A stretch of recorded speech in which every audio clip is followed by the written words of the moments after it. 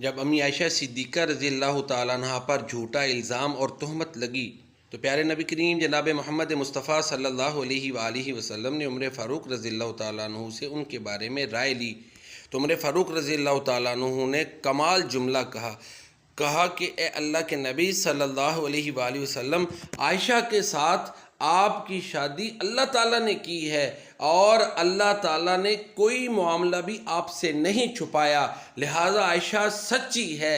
کیونکہ اللہ نے خود آپ کی شادی اس کے ساتھ کی ہے۔ چنانچہ جب قرآن کریم نازل ہوا، اللہ اکبر، تو وہ عمر فاروق رضی اللہ تعالیٰ عنہ کی رائے کے مطابق نازل ہوا۔ امی عائشہ صدیقہ رضی اللہ تعالیٰ عنہ کی صداقت اور سچائی بیان کرنے کے لیے نازل ہوا۔ اللہ نے سورہ نور کا مکمل رکوع نازل کر دیا، جس میں صدیقہ کائنات طاہرہ مطہرہ امی عائشہ صدیقہ رضی اللہ تعالیٰ عنہ کی صداقت، طہارت اور پاکیزگی بیان کی گئی، ان کی معصومیت بیان کی گئی۔ تو یہ عمر فاروق رضی اللہ تعالیٰ عنہ کو جو اللہ نے عظمتیں دی ہیں وہ ہیں کہ اللہ نے عمر کی زبان پہ حق جاری کر دیا ہے، جیسا کہ اللہ کے نبی فرماتے ہیں ان اللہ جعل الحق علی لسان عمر، بے شک اللہ نے عمر کی زبان پہ حق جاری کر دیا ہے۔ اللہ